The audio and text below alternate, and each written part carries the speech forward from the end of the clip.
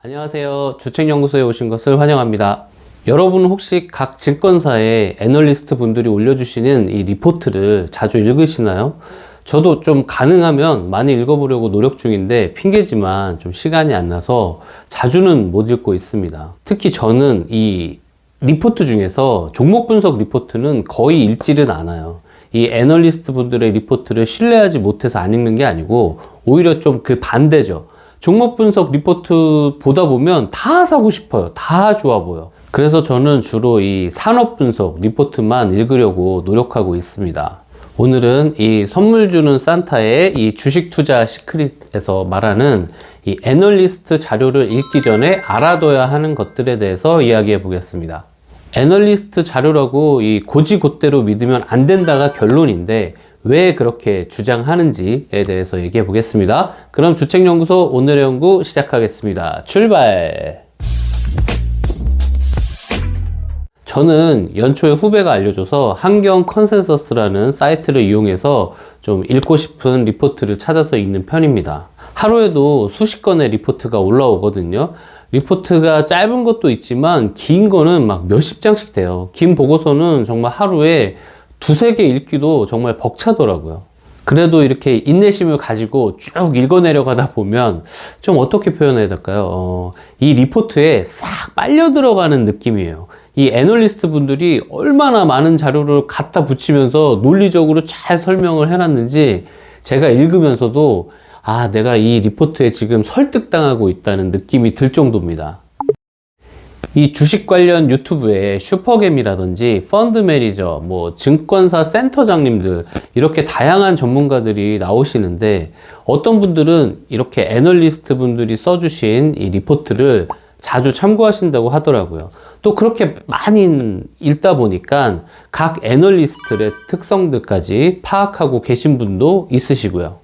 달리 생각하면 똑같은 리포트를 읽더라도 이런 투자의 고수들은 이 각 애널들의 특성들까지 파악해서 투자 아이디어를 얻을 만큼 이 리포트의 이 표면적인 내용은 물론 이 뒷단에 숨겨진 히든 포인트까지 잡아내면서 읽을 수 있다는 말인 것 같아요.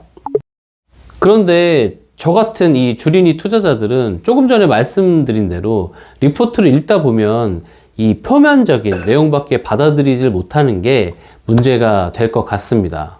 이런 문제가 있다 보니까 이 선물 주는 산타님은 증권사에서 제공하는 이 분석 자료를 볼 때 이 증권가의 생태계를 잘 인지하고 접해야 한다고 말하고 있습니다. 일단 기본적으로 이 애널리스트는 증권사에 채용된 월급쟁이라는 거죠. 저도 직장인이지만 월급쟁이가 바라는 게 뭐 있겠어요. 진급하고 연봉 오르는 게 직장인으로서의 목표잖아요. 애널리스트가 연봉이 좀 이렇게 오르려면 분석 자료 잘 만드는 것도 중요하지만 본인이 담당하고 있는 섹터 자체가 업황이 좋아야 한다고 합니다. 예를 들어 자동차 담당 애널리스트면 자동차 업계의 업황이 좋을 때 자동차 산업하고 그와 관련된 회사를 좀 긍정적으로 얘기해서 주가가 딱 올라야 그 애널리스트의 몸값이 올라갈 여지가 커진다고 하네요. 반대로 이 개인적으로 아무리 유능해도 담당하고 있는 산업의 이 업황 자체가 나쁘면 그 애널리스트를 찾는 사람도 별로 없고 이 자료를 요구하거나 투자하려는 수요도 별로 없어서 몸값이 좀 떨어질 확률이 크다고 합니다. 지금까지 책에서 산타님이 써주신 내용을 좀 얘기해 봤는데요. 저도 이 책을 읽고 지금까지 봤던 이 애널리스트 분들이 나왔던 유튜브 방송을 다시 한번 이렇게 생각해 보니까 맞다, 그럴 수 있겠네 라는 생각이 들더라고요. 이 주식 관련 유튜브를 보다 보면 예전에 애널리스트 하셨던 분들이나 이 펀드 매니저로 활동하시다가 지금은 개인 투자를 좀 직접 하시는 분도 있고 어떤 분은 투자를 하면서 유튜브 활동을 하시거나 아니면 책을 출간하거나 이렇게 하시는 분들이 가끔 방송에 나옵니다. 예전에 그 유명 유튜브 채널에 애널리스트 출신이신데 이 투자 관련 책을 내셨어요. 이분이 방송에 나왔는데 그때 사회자가 왜 애널리스트 그만뒀냐 이렇게 물어보니까 이 사람이 뭐라고 했냐면 이 본인이 담당하던 분야가 은행, 보험 쪽 이런 금융 이런 쪽이었는데 좀 지루하고 재미없는 분야여서 좀 그만뒀다고 하시더라고요. 지금 생각해보면 이 재미없다라는 표현이 그때는 일 자체가 재미없었나 보네 하고 그냥 넘어갔는데, 이 책을 보고 좀 다시 생각해보니까 그 뒷단에 다른 의미가 있을 수도 있겠다라는 생각이 듭니다. 당연히 제 뇌피셜이에요. 또 얼마 전에 제가 즐겨보는 채널 중에 전직 이 펀드 매니저님이 운영하시는 채널이 있는데, 이분이 또 방송에서 말씀하시길, 본인이 좀 어떤 기업이 좋아 보여서 투자를 좀 고민하고 있을 때 자기가 좀 좋게 평가하고 있지 않은, 즉 안 좋게 보는 애널리스트가 그 기업을 좋게 분석하고 매수 추천을 딱 하고 내놓으면 오히려 짜증이 난다고 하더라고요. 뭔가 이유가 있겠죠.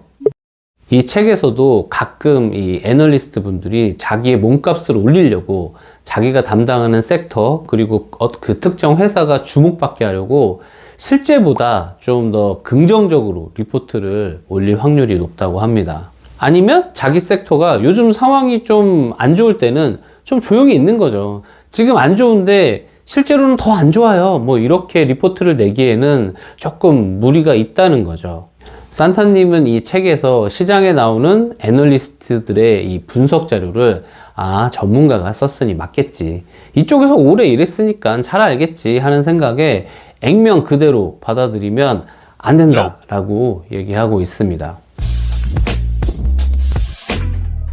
네, 오늘은 애널리스트 자료를 읽기 전에 알아둘 것에 대해서 얘기해 봤습니다. 간단히 결론 내면 애널리스트 리포트라고 다 믿지 마, 뭐 그거죠 뭐. 그래도 이 제 개인적인 의견으로는 이 애널리스트들의 리포트를 꾸준히 읽는 거는 좀 중요하다고 저는 생각합니다.